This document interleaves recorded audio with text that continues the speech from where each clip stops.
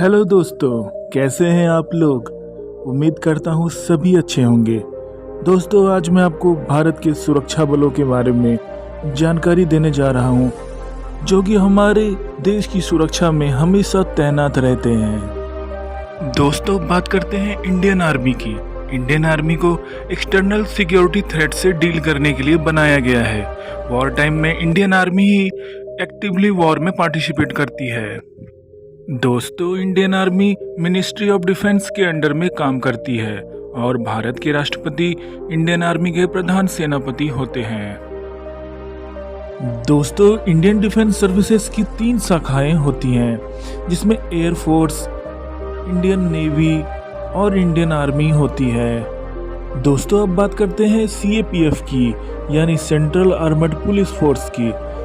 दोस्तों, CAPF ministry of home affairs के under में आती है, जिसके अंतर्गत 5 तरह की फोर्स काम करती है। पहला सीआरपीएफ, दूसरा बीएसएफ, तीसरा आईटीबीपी, चौथा एसएसबी और 5वां सीआईएसएफ। दोस्तों, वैसे तो सीएपीएफ इंटरनल सिक्योरिटी से रिलेटेड होते हैं, लेकिन वॉर के टाइम ये इंडियन आर्म फोर्सेस के साथ भी काम कर सकते हैं। दोस्तों, अब बात करते हैं सीआरपीएफ की। सीआरपीएफ इंटरनली सिक्योरिटी और एंटी नक्सल एरिया में सुरक्षा प्रदान करने का काम करती है। वहीं बीएसएफ इंडो पाक बॉर्डर और इंडो बांग्लादेश बॉर्डर की पीस टाइम में रक्षा करती है। इनका दायरा अब 15 किलोमीटर से 50 किलोमीटर तक कर दिया गया है। दोस्तों, बीएसएफ पैरामिलिट्री की सबसे तेज तर्रार फोर्स मानी गई है। वही बात करते हैं सीआईएसएफ की। CISF central government complex, building और पीएसयू की रक्षा करती है। दोस्तों, अब बात करते हैं आईटीबीपी की। ITBP Indo Tibetan border police.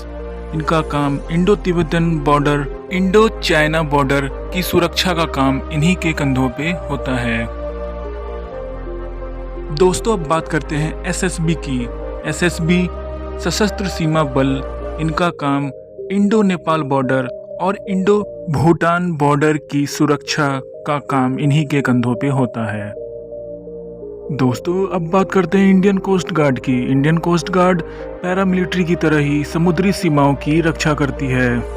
दोस्तों, सीएपीएफ के अलावा और भी कई फोर्सेस हैं जो हमारे देश की रक्षा करती हैं, जिसमें असम राइफल, एनएसजी, राष्ट्रीय राइफल, स्पेशल फ्रंटियर फोर्स जैसे ताकतवर फोर्स शामिल हैं।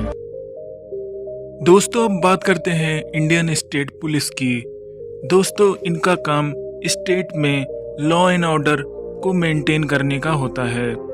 अपराध को नियंत्रण रखना, जनता से प्राप्त शिकायतों का निस्तारण करना तथा समस्त व्यक्तियों के जान माल की जिम्मेदारी पुलिस के कंधों पे ही होती है।